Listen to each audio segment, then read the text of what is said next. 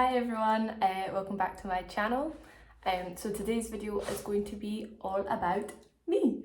I'd put a poll up on my Instagram for anyone new that's not seen it. I'll link my Instagram and stuff below. But I'd put a poll on my Instagram and asked everybody what they wanted a video on.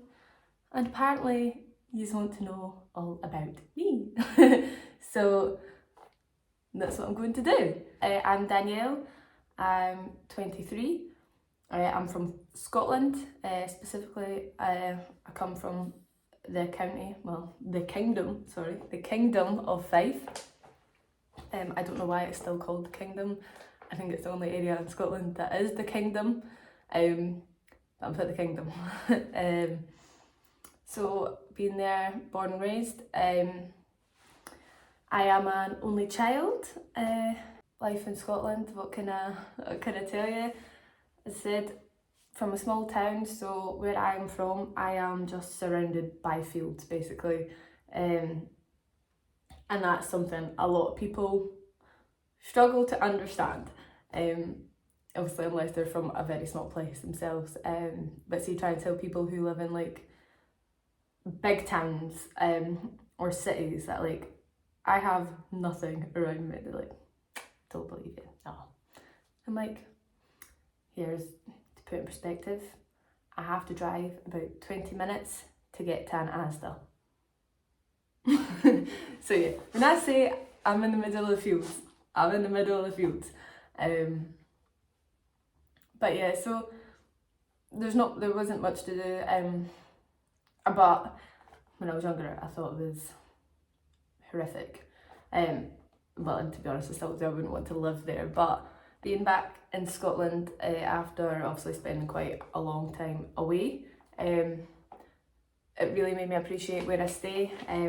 Like, obviously in the countryside, there is a lot of fields, there's a lot of wildlife, and obviously like people who live in cities, I'm not taking like. They've got everything there, everything's on their doorstep, so like in that respect it's annoying. It's harder to get jobs because if you don't drive, I got knocked back quite a few jobs because they wanted me to start at a specific time and buses wouldn't get me there on time before I could drive. So it is annoying, but then like we've just got like unreal views, like Auckland Hill or that whenever I mean I can not a lot of people can just go for a nice walk in the woods or up a hill or anything like that. So I do really like, and I am quite outdoorsy. I like the outdoors. So yeah. So that's where I'm from.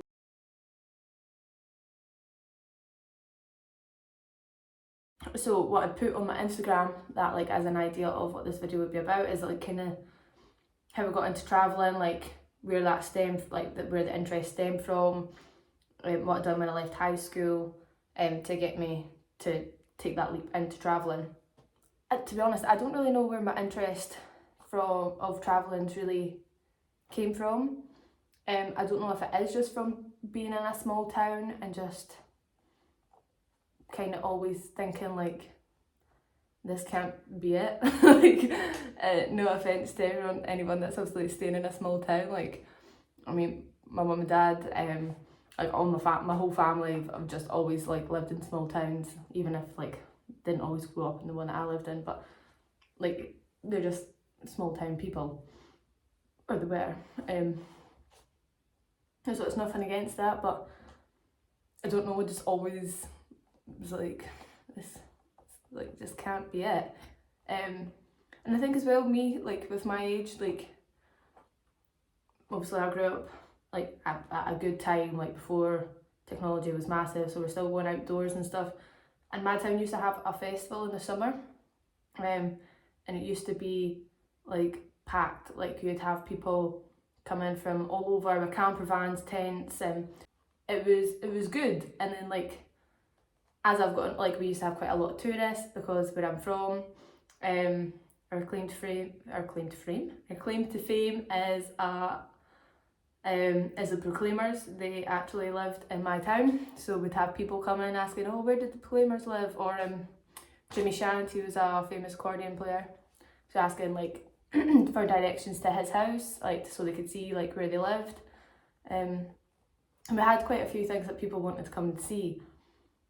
And then with rules getting stricter about like where people are allowed to camp, noise levels, blah blah blah, all that stuff, like the festival just got quieter and quieter and like less and less every year, and like it doesn't exist anymore. It's not existed for years now.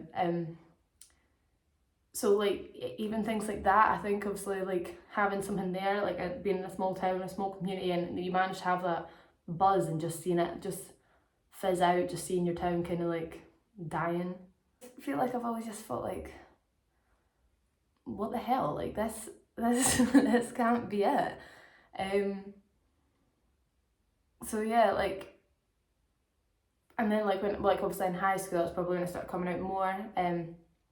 Like getting told about the different like trips you can go on with the school. So like I went on a ski trip like with my high school. I went like in April.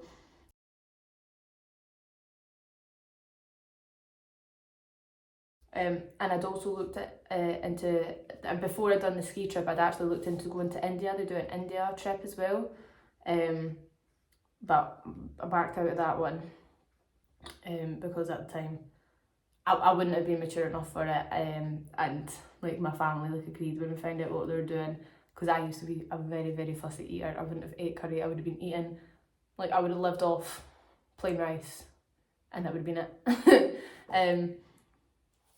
So yeah, they just thought like, you know what I mean, this, like they said like, I don't think this is a trip for you, and you know what I mean, I listened, I was kind of a bit like but like I definitely wouldn't have managed it.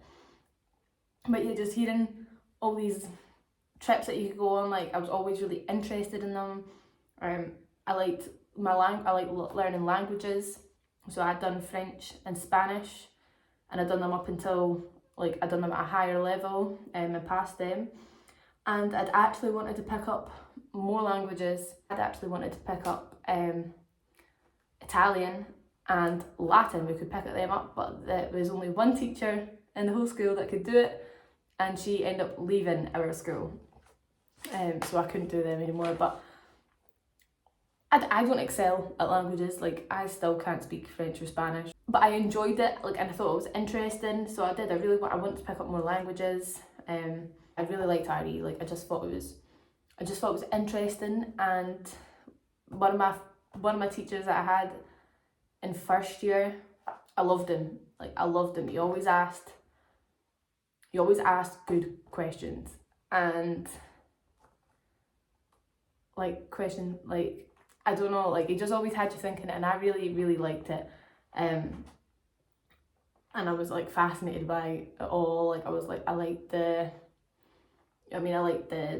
difference of opinions and different views when we were discussing things like that. And you know what I mean, I just liked how open-minded he was. I liked how, like, yeah, I just really, really enjoyed it. I don't know, there was just always something there. And then when I was in high school, my stepdad's his son had went away and worked for a holiday company abroad, and so did like one of his friends, and like maybe a couple of his friends. They all moved away. My uncle had moved away to go work for a holiday company abroad, so I ended up seeing like people like close around me going away and doing it as well, and obviously hearing like how they were getting on and like the things that they were getting to do, and seeing the photos that like that interested me even more. I was like, oh wow, like this is so cool, I want to do that. And like since they were going, that just stuck. I went, that's it, that's what I'm doing, and that's it. So I then came to me finishing high school, and as I said, I knew in my head that's what I really wanted to do. I wanted to apply for one of these companies, and I wanted to go work in like France or Italy or Spain. I wanted to go work and just live that life. Like that's what I wanted to do. But you had to be 18 to do it. My birthday's in February, so I'm at that cusp of like whether I'm going to be the oldest in the class or the youngest. So I actually only done 1 year at nursery, so I'm the youngest. I was the youngest in my class. So like when everyone else was turning 18, I'd only just turned 17. So when I'd left school, I'd only just turned 17. So I knew I couldn't do that. That was gone. And everyone else was talking about going to uni, and everyone had these mad ideas of what they wanted to do. Everyone seemed to know, and I knew what I wanted to do, and I couldn't do that. So then I panicked. My plan of my job changed so many times. I wasn't somebody that just knew. Like, my idea changed constantly. Like, I picked up media in high school, so it was like, that's it. I'm getting into filmmaking. I'm doing something with languages. I'm doing this. I got into photography. My dad bought me like a really good camera. He actually like paid for me to go do a course in Glasgow for like a day.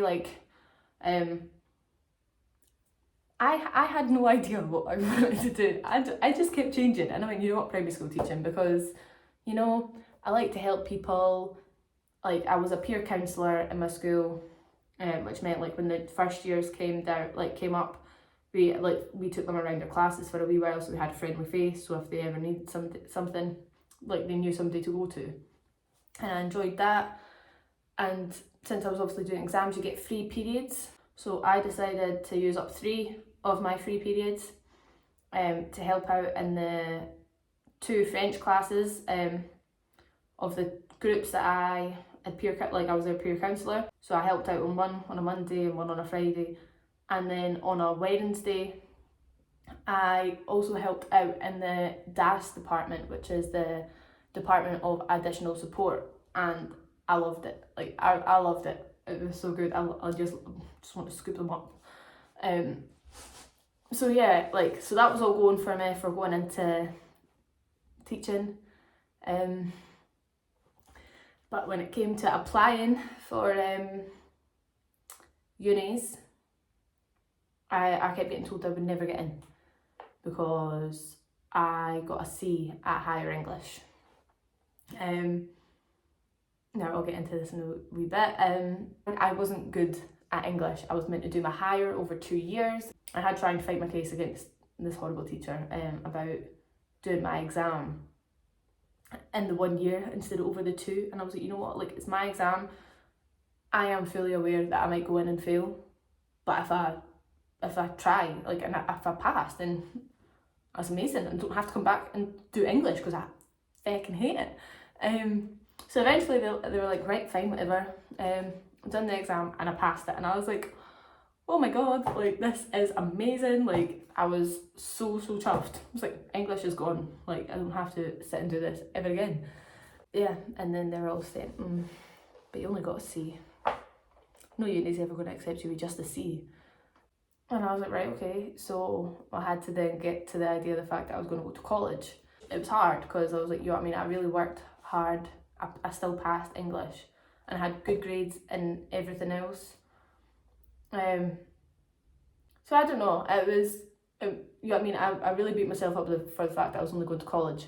And I don't know why, because I didn't know other people that were at college, but I think, like, they decided, like, a couple of them had decided that they were going to college. And I think obviously the fact I was getting told, basically, you're not good enough to go to uni, like, that was just hard. And I was already doing something that I knew I didn't want to do. So, you know, I had a bit of a bad year.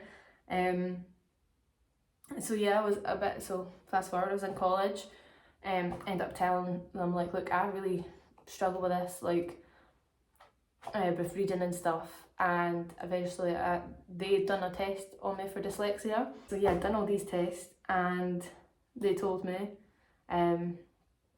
that you've got extremely strong dyslexic traits. So basically I'm dyslexic. I would say I'm dyslexic. So yeah, like, the year of leaving school, knowing I can't do the one thing I wanted to do, and get told you're not good enough for uni to do, so pick something that I didn't even want to do, and then find out, you know what, you're dyslexic. And you know what I mean, it was just this whole big stress fest, basically. And end up, like, it really knocked my confidence. End up losing a lot of weight just out of stress. I'd got under 7 stone. So I was, that obviously then went, but I was like, a lot more. And just, yeah, you know, I was just just having such a good time.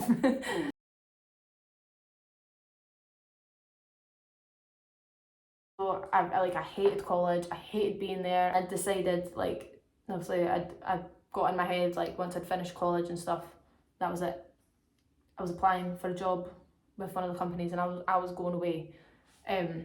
But by the time I'd finished college, I didn't realise you could do like part of a season. So like by the time I'd finished college, I was like, I'm too late to get a job now, like I'll do it next year.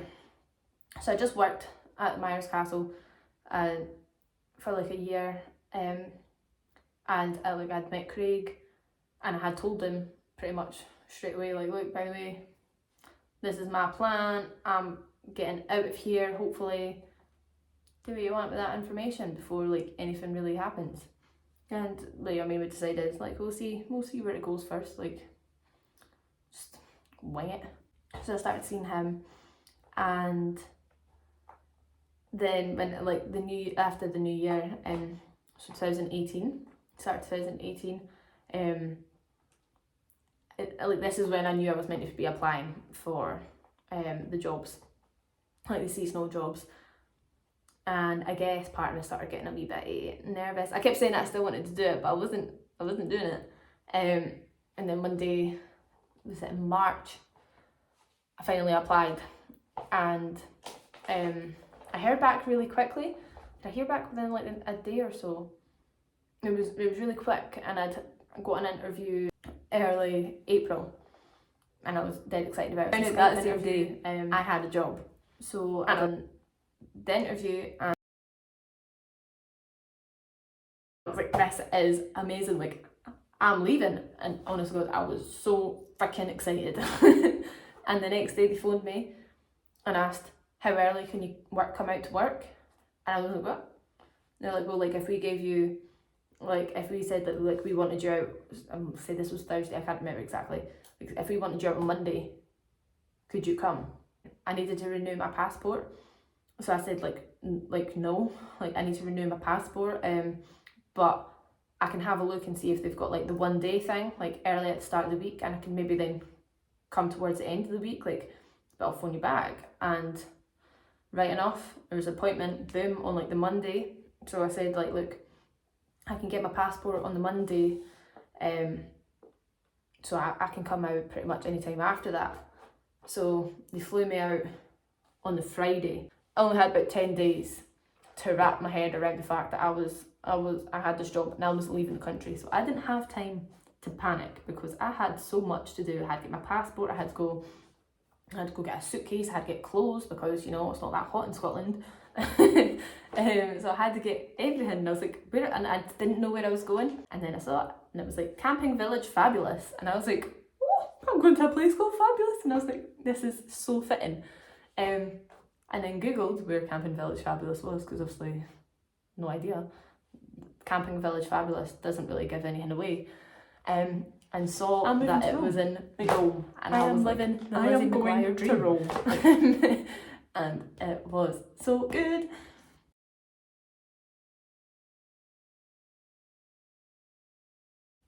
I was so excited. So yeah, the countdown was on. Craig was very supportive, like with the whole thing. He came and saw me at the airport, like dropped me off with my mum and dad, and my stepdad, and everyone as well. So obviously said, like, I knew people who'd done it before, and they were all saying, oh, I don't know if Danielle's going to manage it, like, it's hard, or like she might struggle at the airport saying bye and blah blah blah blah blah. I left easier than the rest of them. The rest of them all kind of needed a bit of persuading to get on the plane. I was gone. They were like, do you want to have, like, obviously before I went through security, they're like, do you want to have sit down, like, have a cup of tea or anything? And I was like, no, I want to go, like, get me out of here. I was just desperate to go. A bit tight. They were all getting emotional. It was like, goodbye. So yeah, so I finally flew out. Finally, after a few days, flew out to Rome. Obviously got picked up.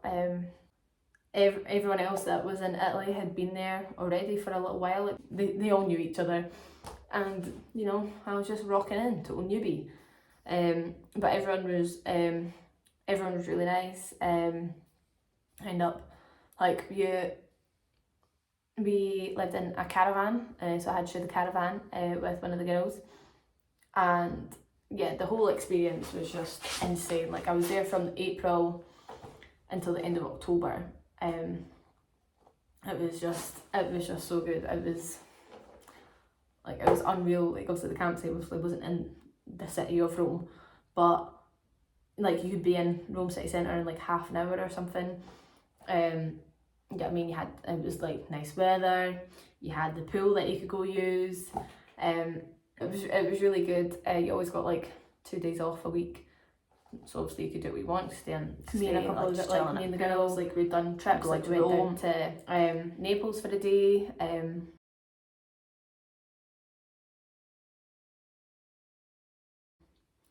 We went to quite a few places because of like being so close to Rome. We got tickets to go and see the Killers, so the Killers in Rome to like anywhere.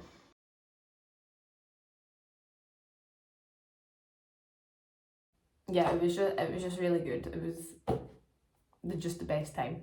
I still talk to pretty much everyone that I worked with there as well, and like still meet up with them and stuff. So it was it was just such a good experience. Like it was exactly what I needed. Like I started, as I said, I'd lost loads of weight. I wasn't very confident. Like it just gave me back confidence again. Well, not at all, but like, yeah, I mean, I started regaining my confidence. I started putting on weight, so I started feeling a lot better about myself. So yeah, so obviously the season had to come to an end, and I loved it so much. I'd applied to go again the next year. Craig, obviously, so yeah, me and Craig done long distance, 6 months long distance, me and Craig, and we hadn't even gone out for a year yet. So I went out in April, and we've been going out for a year. And yeah, in that 6 months, he came over for a few, like, wasn't a week, so maybe like 4 days in July, over our 1 year anniversary, and then he came over. I think it was a week for his 21st birthday in September. He came over.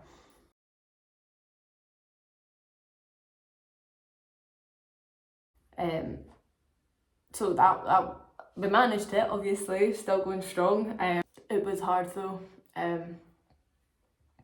Like stupid things. I ended up crying on the phone, like, because like we're about to hang up, and I was like, all right, yeah, I'll see you later. And something just so simple. I was like I was just like I won't see you later. So like it is hard. I'm saying that I've done it another couple of times since. But it is hard. It's, you know what I mean? He was supportive of it. Like at the end of the day, I was like, look, I need to do this for me, so you can do what you want with that information. And he did. He was, you know what I mean? He was really good about it. And he came out to visit, and when he came out to visit, we had like a really good time. And I ended up convincing him as well to then like come do it the following year. Ended up going out to France thinking we were going to have the same lifestyle as what I'd had in Italy, which was still stunning. I mean, it went and put on this like, but it was like a really completely different experience. Campsite like, in France. Craig, and then we had like a team leader, so I was just like the one woman, and then her partner was the maintenance guy for our area. So it was just 4 of us for our company that worked there. And it was still really nice. We went up to theirs, had barbecues.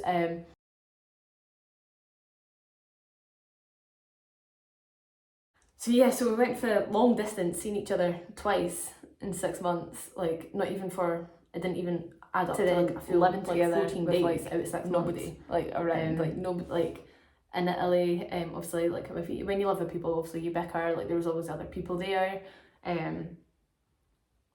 But there wasn't. Like it was just our team leader and her partner, and that was it. And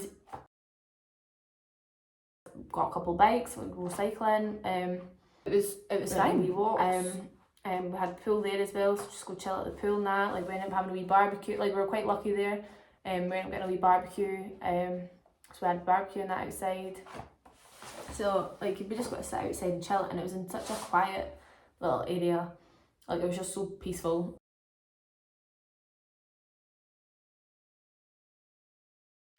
So yeah, it was really good. And then we actually managed to do like a different experience at the end of that year. We were allowed to do we got on the demo team, the demolition. So at the start of the year, you've got montage to set everything up, because like since it's a campsite, some places have tents and stuff, or canopies. Put all the canopies up, and then at the end of the season, take it all down, pack it away for the winter. So we got to go around different campsites and like meet other people. So that was really good. And that that year, I then decided to go backpacking around Southeast Asia with the girl that I'd lived with in Italy the year before. And Craig just went back to Scotland. I was like, I can't do this year. Like, yeah, I wasn't in Scotland long. And then me and Kendall went off for 2 months. So we'd spent a month backpacking around the Philippines, and then we spent a couple of days in Kuala Lumpur, Malaysia, and then we spent a month going around Indonesia. And honestly, God, it was unreal. It was the best time of my life. Apart from the fact, obviously, me and Craig were doing long distance again. And this time, it wasn't obviously as long, so it wasn't as hard, but then at the same time, it was harder in a different sense, because the time difference was so bad. Like, I think I spoke to him once on the phone, like the whole time I was there. Just because like we were only messaging, like one of us was either having to stay up later than planned, or like to talk. And it obviously depended on when the other person was like waking up and stuff as well. Because it's quite a big time difference. Like, so you weren't talking for a lot of the day, but that was, oh my God, just sparked my interest for traveling even more. I was just like mind blown. Like, so we went to the Philippines first. It was one place that I'd seen on Facebook. I think it was like on that Travel Insider, and it was Twin Lagoons in Coron.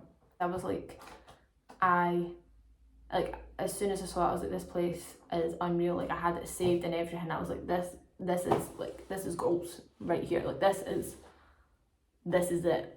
This is where I want to be.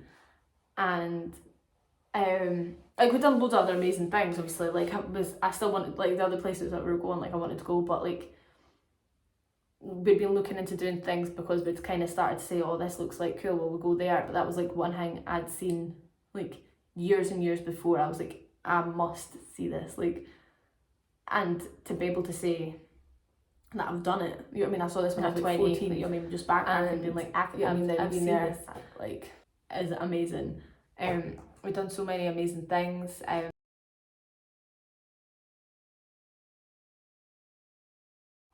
But yes, that was like one big bucket list tick off, was seeing the Twin Lagoons. And then I also had another massive bucket list tick off for Indonesia, which was going to the Komodo Islands, because I loved Steve Irwin. Like, loved him. I mean, I think everybody loved him, but like, yeah, I mean, I would love to go do what he does. Well, what he done. Like, you know what I mean, being up that close with crocodiles and alligators and all that stuff, like, just so cool. That is the dream. Yeah, so seeing him go to Komodo Island, like, they are minted.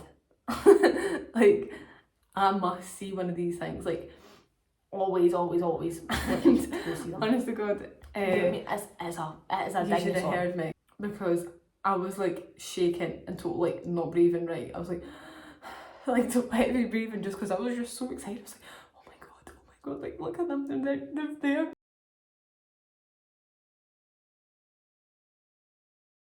Like, the Twin Lagoons was like, that was cool to say that I've done. But this, I don't think I'll ever hit that level of excitement ever again in my life. Like, my life peaked there and then. Yeah, the whole, honest God, them whole 2 months were just insane. Like, you know what I mean? It just set me up. Like, we done so much cool shit, and I was like, only going to be home for 10 days, and I was going to go back out to work in France, and then I'd been thinking like, oh my God, what am I going to do next winter? Like, I just had such high hopes for life, and then COVID. Yeah, that was bad. So yeah, I've been living in Germany since July now. I don't know what the plan is anymore. Like, I don't know how long I plan to stay. I don't know what I want to do next. I don't really know what I want to do. But a big thing I've been doing in Germany actually. So I've actually started trying to be proactive with mindset work. But I'll be honest. So like I've done a lot of amazing things in Germany. Like I've saw a lot of nice things. And I'm grateful to be living over here. I'm grateful to have got a job that got me out of Scotland again. Because that's all I wanted. But I've not liked Germany. The way I liked the other jobs. Like the other times I've moved before. There was just something different here. I don't know, yeah, I mean, I don't quite know everything that it is about it, but like, it's just not for me here. Can't believe I'm being this open, but you know, it's true. Yeah, there's just something. So I've actually been making a conscious effort. Like I've actually like invested into my mindset, like practice gratitudes and stuff. So like even if like I am feeling like I don't really like being here, I could be like, well, you know what, like great, I am grateful to be here because like I've been trying to get away like out of Scotland for like since March 2020, and like I finally got out like July last year because of this job. So I am grateful for it. I'm like, my dad works here. I hadn't seen him for a while, obviously due to COVID. A year and a few months anyway since I'd saw him before we got the job over here because of COVID. So like, yeah, I mean, it's been nice to be with him. Like he spent the past couple of Christmases on his own, so getting to spend Christmas with him was nice. Like there has been a lot of good, but yeah, it's definitely something I've had to try and make a more conscious effort of trying to appreciate. So you know, like again, and that's another way Germany's been good for me to like realise this and like start trying to be like more mindful and like more open with myself. So yeah, I think that's enough. You've learnt about me today over the past few years of my life. So yeah, I think my next video will be on my travel business. And then I'll put a poll up like the following week again about what else that you would like to see. So obviously I discussed a little bit about my dyslexia. I'm not sure if that would interest anybody either, like for me to go into actual detail about that. If you're new here, go watch my other videos, and I will link my Instagram below, so go give that a follow.